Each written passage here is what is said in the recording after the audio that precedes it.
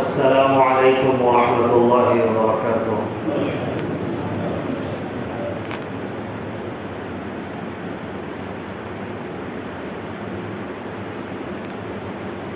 الحمد لله نحمده ونستعينه ونستغفره ونؤمن به ونتوكل عليه ونعوذ بالله من شرور أنفسنا ومن سيئات أعمالنا، من يهده الله فلا مضل له ومن يضلله فلا هادي له، ونشهد أن لا إله إلا الله وحده لا شريك له، ونشهد أن سيدنا ومولانا محمدا عبده ورسوله۔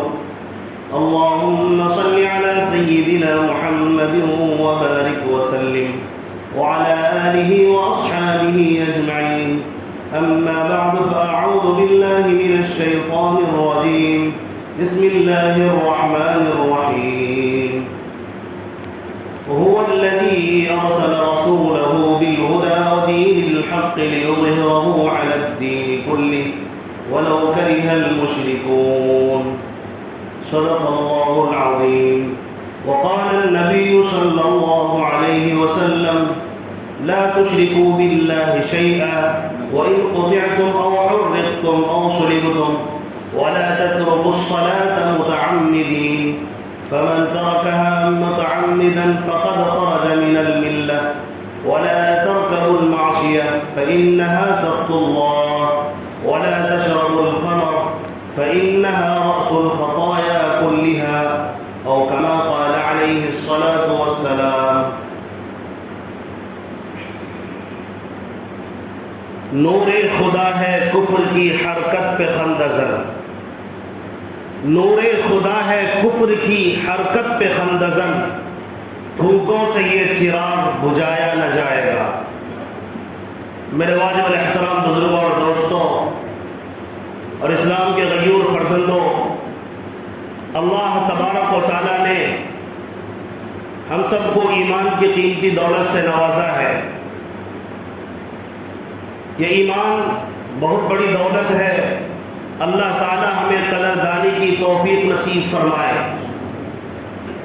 جب کوئی بندہ کلمہ لا الہ الا اللہ پڑھ لیتا ہے، کلمہ طیبہ پڑھ لیتا ہے، وہ اس بات کا اقرار کر لیتا ہے کہ میں نے اپنی جان کو اور مال کو اللہ کے دین کی خاطر اور جنت تک پہنچنے کی خاطر بیچ ڈالا ہے۔ اب ہمیں جنت کے راستے پر چلتے ہوئے کسی قسم کی کوئی طاقت اس راستے سے ہٹا نہیں سکتی، اس لیے کہ انسانوں کے لیے اس سے بڑی کامیابی اور کوئی نہیں کہ وہ جنت تک پہنچے۔ اگر کوئی بندہ جنت تک نہیں پہنچتا ہے اور وہ جہنم تک پہنچتا ہے، اس سے بڑی ذلت اور انسانوں کے لیے کچھ نہیں ہو سکتی۔ انسان کوئی بھی ہو، اور خاص طور پر مومن ایمان اس لیے قبول کرتا ہے تاکہ وہ ذلت سے بچے، عزت کی زندگی اسے ملے، اللہ تبارک و تعالیٰ کی فرما برداری میں رہ کر وہ زندگی گزارے، اور نبی پاک علیہ الصلوۃ والسلام کا نوکر اور غلام بن کر زندگی گزارے۔ اس لیے وہ کلمہ پڑھتا ہے تاکہ ذلت کی زندگی سے آزاد ہو جائے۔ کلمہ اس لیے پڑھتا ہے تاکہ اگر سجدہ کرے، اگر مانے، کسی کا قانون اگر مانے، کسی کی بات اگر مانے، تو وہ وحدہ لا شریک لہ اللہ تبارک و تعالیٰ کی ذات ہے جس کے سامنے جھک سکتے ہیں۔ اگر غلامی کسی کی کرنی ہے، وہ پیارے آقا تاجدار مدینہ سرکار دو عالم صلی اللہ علیہ وسلم کی کرنی ہے، اور ہمیں نبی کی غلامی سے کوئی نہیں ہٹا سکتا۔ جس دن کلمہ پڑھا تھا اسی دن ہم نے اپنی جان کو بھی بیچ دیا تھا، اور اپنے مال کو بھی بیچ دیا تھا۔ اگر آپ نے ایسا آج تک نہیں سوچا اور کلمہ پڑھ لیے ہیں اور اس پر غور نہیں کیا، آج غور کریں۔ حقیقت یہی ہے، ایمان لانے کے بعد آپ اپنے ایمان کی بھی حفاظت کریں گے، اپنے جان کی بھی حفاظت کریں گے، اپنے اموال کی بھی حفاظت کریں گے، لیکن اور طریقہ اگر ہوگا تو وہ نبی کا طریقہ ہوگا، اس لیے کہ نبی کے طریقے سے پیارا اور بہتر طریقہ کسی کا ہو ہی نہیں سکتا۔ ہمیں یہ طریقہ پسند تھا، اسی لیے ہم نے کلمہ پڑھ لیا ہے۔ آج کی دنیا میں کفر اور شرک کے مشرکین اور کافرین، یہود و نصارہ، منافقین، وقت کے ظالمین، وہ چاہتے ہیں کہ ہمیں پیارے راستے سے ہٹا دیا جائے، اللہ کے قانون سے دور کر دیا جائے۔ تو ہم کہنا چاہتے ہیں کہ جس دن ہم نے کلمہ پڑھا تھا، دنیا کی تمام طاقتوں کو یہ کہتے ہوئے کہ سب سے بڑی طاقت اللہ کی ہے، اسی دن دنیا کی تمام طاقتوں کو ہم نے اپنے پیروں تلے رون دیا تھا۔ اب کوئی طاقت ہمیں اللہ کے حکموں سے ہٹا نہیں سکتی۔ قرآن کے اوپر کل بھی عمل کر رہے تھے، اسی قرآن کے ایک ایک حرف کو کل بھی سچا جانتے تھے، آج بھی سچا جانتے تھے۔ آج کوئی شیطان کا سرغنہ، آج کوئی فرعون کی اولاد، آج کوئی ابو جہل کی اولاد، آج کوئی ابو لہب کی اولاد، دشمنان رسول، دشمنان اسلام، دشمنان خدا، اگر کوئی آ کر کہتا ہے کہ تمہیں یہ قانون چھوڑنا پڑے گا، نبی کی بات کو چھوڑنا پڑے گا، ہم کہتے ہیں او بدبختو، تم دھوکے میں پڑے ہو، تمہیں پتہ نہیں ہے کہ ہم نے اپنی زندگی اگر گزارنی ہے اور صحیح سے گزارنی ہے تو عزت کی خاطر، اللہ کے کلمہ اسلام کو بلند کرنے کی خاطر ہم جان کیا خون کا ایک ایک قطرہ بہا دیں گے۔ اللہ بار بار یہ جان ہمیں دے، 1000 بار جان دے اور 1000 بار ہمیں کفر و شرک سے، باطل سے مقابلہ کرنا پڑے، ہم کفر و شرک کے لوگوں کی باتوں کو اپنے جوتے کی نوک پر رکھ کر اڑا دیں گے، لیکن ہم ذرہ برابر بھی اللہ کے کلمے سے، اللہ کے قرآن سے، نبی کی حدیث سے پیچھے ہٹنے کے لیے تیار نہیں ہے۔ تمہارا دماغ خراب ہو گیا ہے، تم اپنی عقلوں کا علاج کراؤ، تمہاری عقل ماری گئی ہے، تم خواہشات کے پجاری بن چکے ہو اور تمہیں سوائے دنیا کی طاقت کے کچھ سمجھ میں نہیں آتا۔ اللہ کی طاقت وہ ہے جس نے آسمان کو بغیر کسی کھمبے کے کھڑا کیا ہے، اللہ کی طاقت وہ ہے جس نے زمین کو پانی پر بچھا کر قائم رکھے ہوا ہے، اللہ کی طاقت وہ ہے جس نے مضبوط پہاڑ کو گاڑا ہے، اللہ کی طاقت وہ ہے جب چاہتا ہے سورج نکالتا ہے، جب چاہتا ہے سورج ڈباتا ہے۔ اللہ تبارک و تعالیٰ کی طاقت یہ ہے، اللہ تبارک و تعالیٰ چاہتا ہے مرد کو پیدا کرتا ہے، چاہتا ہے عورت کو پیدا کرتا ہے، چاہتا ہے اللہ تبارک و تعالیٰ کسی عورت سے کچھ پیدا نہ ہو۔ اللہ تبارک و تعالیٰ تمام تر طاقت اور قدرتوں کا مالک ہے، لہٰذا اس سے بڑی طاقت اور کسی کی نہیں، اس سے بہتر مالک اور خدا کوئی نہیں۔ اگر کوئی کہتا ہے وہ خود مخلوق ہے اور مخلوق خدا نہیں ہو سکتا اور اس کی بات نہیں مانی جا سکتی، ہمارے پاس اللہ کی طرف سے، خالق کی طرف سے، مالک کی طرف سے، رب کی طرف سے، جس نے ہمارے جسم کو بنایا، جس نے ہمیں کان دی ہے سننے کے لیے، جس نے ہمیں زبان دی ہے بولنے کے لیے، جس نے ہمیں آنکھیں دی ہے دیکھنے کے لیے، تو یاد رکھیں ہم سنیں گے وہی جو اللہ کہے گا، جس نے کان بنایا، ہم بولیں گے وہی جو اللہ نے کہا بولنے کے لیے، ہم دیکھیں گے وہی جو اللہ تبارک و تعالیٰ نے کہا دیکھنے کے لیے۔ جب ہم نے کلمہ پڑھا تھا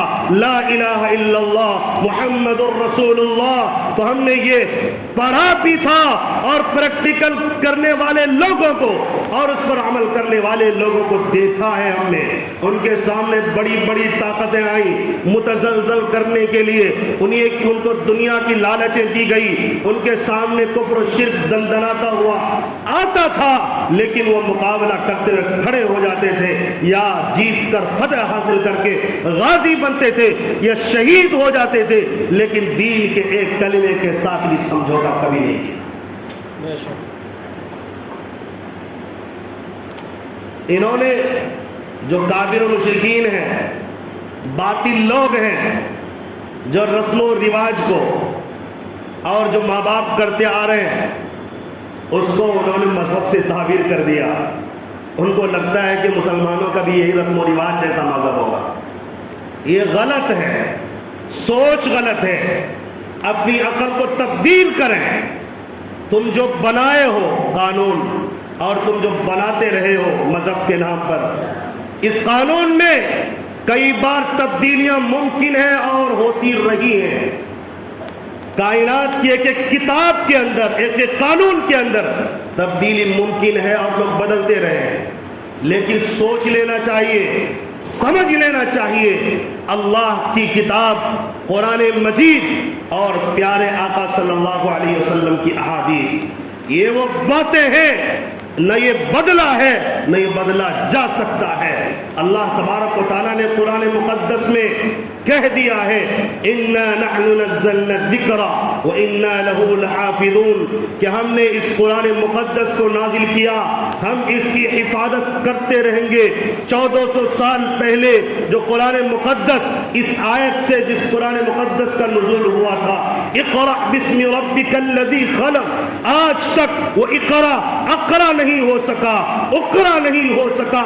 کل بھی اقرا تھا، آج بھی اقرا ہے، کل بھی اقرا رہے گا. کوئی میں کا لال اس کے زبر زیر پیش کو بھی تبدیل نہیں کر سکتا، چاہے کہ پورے قرآن کے ایک حکم کو بدلنے کی بات کرے. پیارے آقا کی حدیث کو باطل لوگوں نے بدلنے کی کوشش کی. محدثین کھڑے ہو گئے، ان کے موضوع باتوں کو، من گھڑت باتوں کو ایک کتاب باقاعدہ لکھ ڈالی. یہ موضوع روایتوں کی کتاب ہے، یہ گھڑی گئی ہے نبی کے باتوں کے مقابلے میں، اور حفاظت کی جاتی رہی ہے حدیث کی بھی، قرآن پاک کی آیات کی بھی. آج کھڑا کیا جائے گا، سینکڑوں ہزاروں بچے مل جائیں گے 10 سال کے، 8 سال کے، 7 سال کے، جو قرآن مقدس کی پہلی آیت سے لے کر 6666 آیت پڑھتے ہوئے سنا دیں گے اور ایک ذرہ برابر بھی غلطی نہیں کریں گے. اگر کوئی غلطی ہو بھی جائے گی، ان کے سامنے دوسرے حفاظ کھڑے ہیں، نہیں یہاں زبر نہیں، یہاں پیش تھا، یہاں یہ حرف نہیں، یہ حرف ہے. ہم تو الفاظ کی بھی حفاظت کیے ہیں، اور اللہ تبارک و تعالی چاہتا ہے الفاظ کی بھی حفاظت کرے، معانی کی بھی حفاظت کرے. قرآن مقدس میں جو باتیں ہیں، تشریحات جو احادیث کی شکل میں ہیں، اس کی حفاظت کرنے کے لیے ہم کھڑے ہیں اور کھڑے رہیں گے. آج ہمیں غلط سرت ڈکوسلے بازیاں کر کے کہا جاتا ہے کہ قرآن کا یہ مسئلہ غلط ہوا. ابے بھائی تو کدھر سے پیدا ہو گیا اللہ کے قانون کو غلط کہنے والا؟ تمہیں تو کسی پاگل خانے میں بند ہو جانا چاہیے. تو جس اللہ نے تجھے پیدا کیا ہے، آج تو اسی کو بھونک ڈالا ہے، آج تو اسی کے اوپر بول ڈالا ہے. تیری تو کوئی حیثیت نہیں ہے. تو کیا ہے؟ کفر و شرک کے اندر تم کتنے مضبوط ہو گئے؟ فرعون سے زیادہ مضبوط نہیں ہو سکتے، قارون سے زیادہ مضبوط نہیں ہو سکتے، ابو جہل، ابو لہب، عتبہ، شیبہ، امیہ بن خلف سے زیادہ نہیں ہو سکتے. اس سے زیادہ تو تم مضبوط نہیں ہو سکتے نا. کیا ہوا ان لوگوں کا؟ دیکھا دنیا نے، قرآن آج بھی گواہ ہے. جائیے فرعون کی لاش کو دیکھیے، جاؤ دیکھو نا، عقل کا علاج کرو. فرعون کی لاش مصر میں ہے، جا کے معائنہ کرو، دیکھو، اور پتہ لگے گا. جس نے خدائی کا دعویٰ کیا تھا، خدائی کا دعویٰ کر دے، اس سے بڑا مشرک اور کافر کون ہو سکتا ہے؟ اور واقعتاً اس نے حکومت بھی کی لوگوں پر، ہزاروں کروڑ لاکھوں لوگوں پر حکومت کی، لیکن اللہ تبارک و تعالیٰ نے ایسی موت دی ہے، عبرت کا نشان بنا دیا ہے کہ جو مجھ سے ٹکرائے گا، میری باتوں سے ٹکرائے گا، میرے رسول کی باتوں سے ٹکرائے گا، اس کا انجام یہی ہوگا. اللہ تبارک و تعالیٰ نے جس پانی سے زندہ اس کو رکھا تھا، اسی پانی میں ڈبا کر فرعون اور فرعون کی لشکر کو موت کے گھاٹ اتار دیا ہے. قارون کو خزانے پر بہت ناز تھا، اللہ تبارک و تعالیٰ نے خزانے کے ساتھ انہیں زیر زمین دفن کر دیا ہے. قوم لوط کا کیا حشر ہوا، قوم عاد کا کیا حشر ہوا، قوم سمود کا کیا حشر ہوا. 1,000 اگر تم ہو، یاد رکھو قوم سمود کا ایک آدمی تمہارے لیے اکیلا ہوتا تھا۔ قرآن مقدس میں اللہ نے ان کی طاقت کو بتایا، یہ بڑے طاقتور ہوتے تھے، تم تو معمولی گارا اور اینٹ جمع کر کے گھر بناتے ہو، یہ پہاڑ کو اپنی ہاتھوں سے تراش کر پہاڑوں کے اندر گھر بناتے تھے۔ کوئی بڑی مشنریاں ان کے پاس نہیں تھی، چھوٹے چھوٹے اوزار سے پہاڑ کو توڑتے تھے اور گھر بناتے تھے، اتنے طاقتور وہ لوگ تھے۔ جب وہ نافرمانی پر اترے تو اللہ تبارک و تعالیٰ نے ہمیشہ کے لیے نیست و نابود کر دیا۔ آج ان طاقتوروں کا کوئی نام زندہ نہیں ہے۔ اسی لیے آج بھی اسی قرآن مقدس میں اللہ تبارک و تعالیٰ ہمیں بار بار باخبر کر رہا ہے کہ پڑھو ان کے واقعات کو۔ تم قرآن کے سامنے آؤ گے تو ذلت کے علاوہ کچھ نہیں ملے گا، اور جو قرآن کی حفاظت کرنے والے ہیں کل بھی ان کا نام زندہ تھا، آج بھی ان کا نام زندہ ہے اور زندہ رہے گا۔ اور جنہوں نے قرآن مقدس کی خاطر، حفاظت کی خاطر اور باطل سے مقابلہ کرتے ہوئے جان دے دیے، وہ چلے گئے دنیا سے، لیکن اللہ کہتا ہے یہ مرے نہیں ہیں۔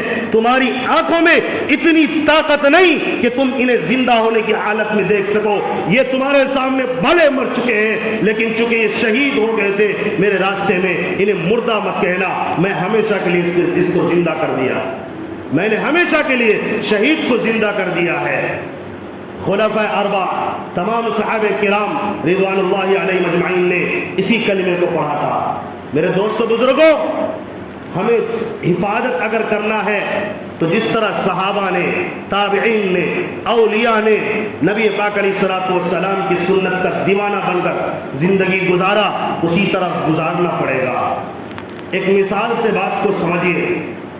حضرت مولانا مفتی قاضی وقت قاضی مجاہد الاسلام صاحب رحمت اللہ علیہ، پٹنہ کے احباب نے ان کو اپنی آنکھوں سے دیکھا، دیدار کیا۔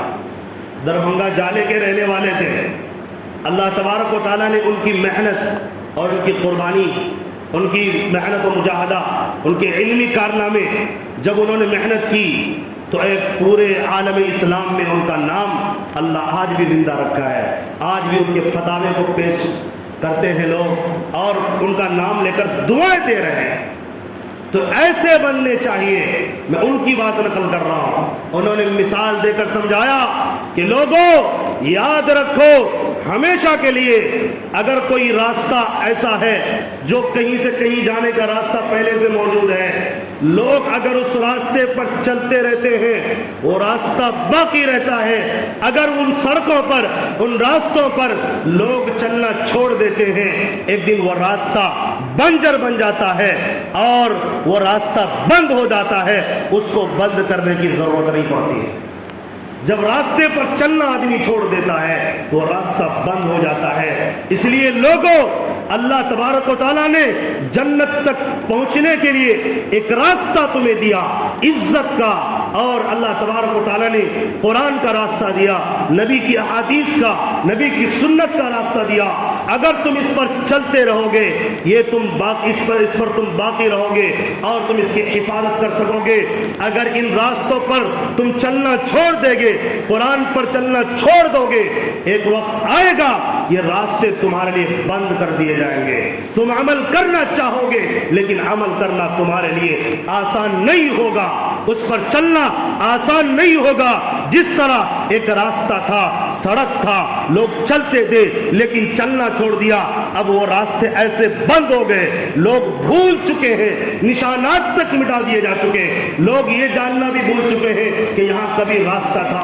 ایسے ہی اگر احکام اسلام پر، نبی کی سنت پر چلنا چھوڑ دیں گے، اگر ہم اسی طرح مٹانے کی باطل کوشش میں لگے ہیں اور وہ کوشش کر رہے ہیں، ہم چھوڑ دیں گے، اللہ تبارک و تعالی ہمارے لیے وہ راستہ بھی بند کر دے گا۔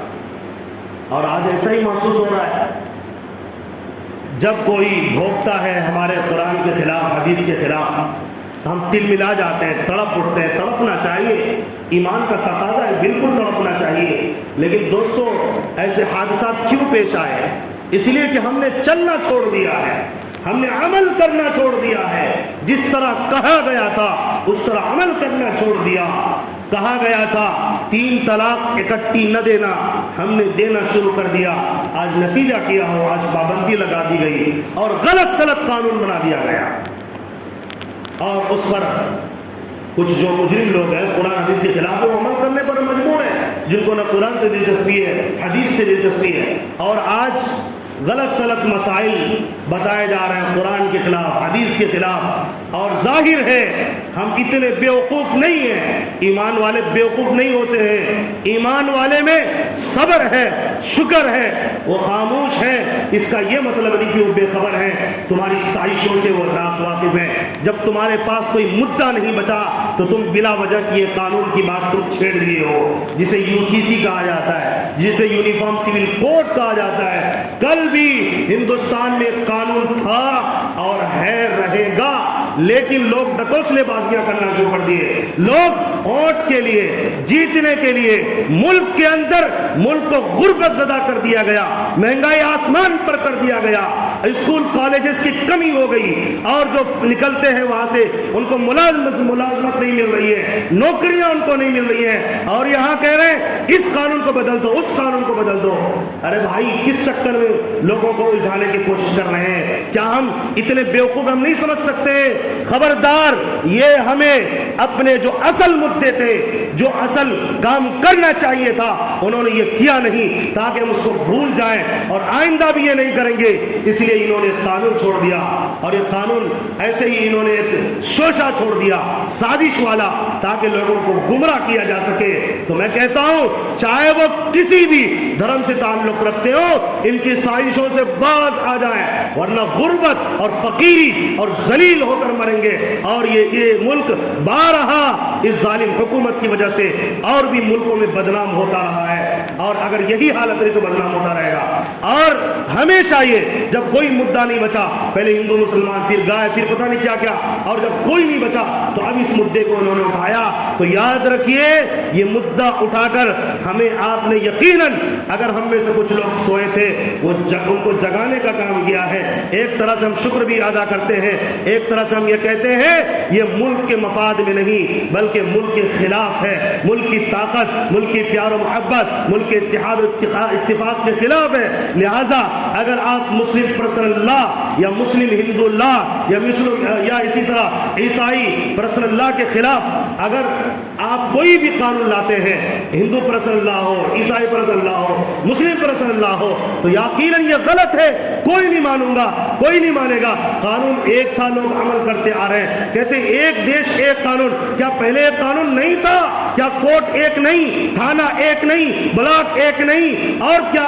اور جیسے ریلوے اسٹیشن کے قانون کیا بدل دیے گئے؟ ظاہر ہے قانون پہلے بھی ایک تھا، سول کوڈ بھی ایک تھا، اسی طرح کرمنل کوڈ بھی ایک تھا، سب پہلے تھے اور چل رہے ہیں، اور اس پر کوئی دقت نہیں ہے، بس صرف لوگوں کو پریشان کرنے کے لیے یہ قانون ایک دیش کی بات کی گئی۔ اب جو کہا جا رہا ہے، اب یہ کہا جا رہا ہے چھیڑ چھاڑ کے قانون جو پہلے تھا وہ ایک تھا، اب دوسرا، اب ہم اس طرح سے بنائیں گے۔